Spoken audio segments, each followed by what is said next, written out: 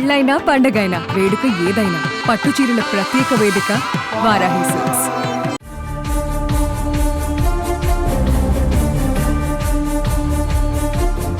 ఓ ఇంట్లో దుర్వాసన వస్తుందనే సమాచారం పోలీసులకు అందింది. ఈ సమాచారం అందుకున్న పోలీసులు వెంటనే ఆ ఇంటికి చేరుకున్నారు.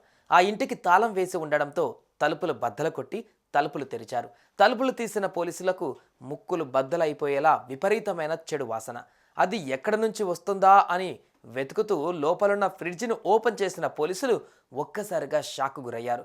ఫ్రిడ్జ్ డోర్ తెరవగానే అమాంతం ఓ మహిళ డెడ్ బాడీ కింద పడింది.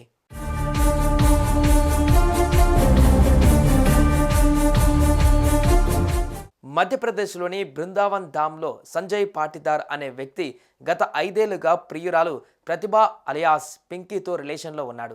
అయితే పెళ్లి చేసుకోమని పింకీ ఒత్తిడి చేయడం స్టార్ట్ చేసింది. దీంతో తన ఫ్రెండ్ వినోద్ దేవ్తో కలిసి పింకీని సంజయ్ హత్య చేశాడు. అనంతరం కాళ్ళు చేతులు కట్టేసి డెడ్ బాడీని ఫ్రిడ్జ్లో దాచిపెట్టాడు. గత ఏడాది జూన్లో ఇల్లు ఖాళీ చేసి వెళ్ళిపోయాడు. ఇంట్లో నుంచి దుర్వాసన రావడంతో పోలీసులకు స్థానికులు ఫిర్యాదు చేశారు. ఘటనా స్థలాన్ని పరిశీలించిన పోలీసులు ఫ్రిడ్జ్లో నుంచి పింకీ డెడ్ బాడీని బయటకు తీసి పోస్టుమార్టంకు తరలించారు. నిందితుడు సంజయ్ని అరెస్టు చేశారు.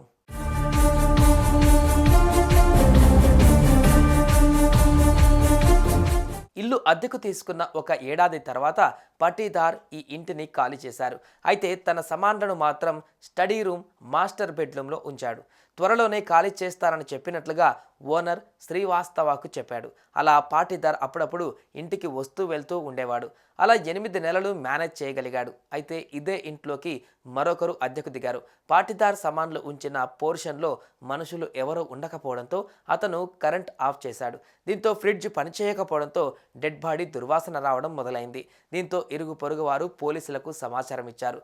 దేవాస్ ఎస్పీ పునీత్ గెహ్లాట్ మృతదేహాన్ని గుర్తించి కీలకమైన క్లూస్ని సేకరించారు.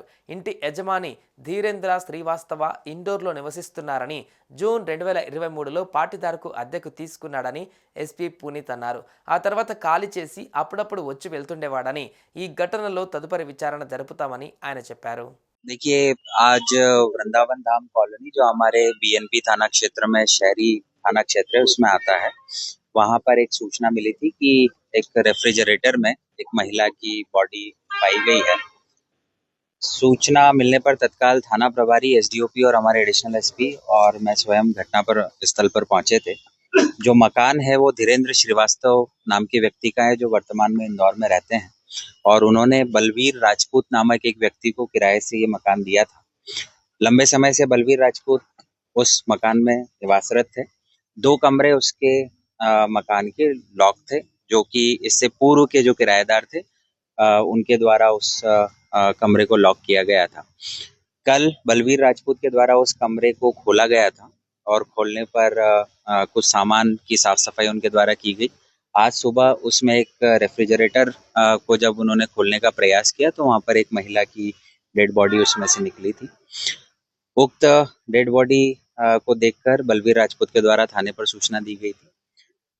पुलिस जब मौके पर पहुंची तो इनिशियल आसपास पड़ोसियों से जब पूछताछ की गई तो बलवीर राजपूत से पहले उक्त मकान में संजय पाटीदार नामक व्यक्ति, जो कि उज्जैन के निवासी हैं, इंगोरिया थाना क्षेत्र में ये रहते हैं, इनके द्वारा वो मकान किराए से लिया गया था। तो विनोद दवे और संजय दोनों ने एक साथ मिलकर मृतिका की गला घोटकर हत्या की और उसके बाद अपने इस अपराध को छुपाने के लिए जिस मकान को किराए से संजय पाटीदार ने लिया था उस मकान में जो रेफ्रिजरेटर था उसमें बॉडी को रखा। సుమన్ టీవీలో మీ పర్సనల్ అండ్ బిజినెస్ ప్రమోషన్స్ కోసం కింది నెంబర్కి కాంటాక్ట్ చేయండి.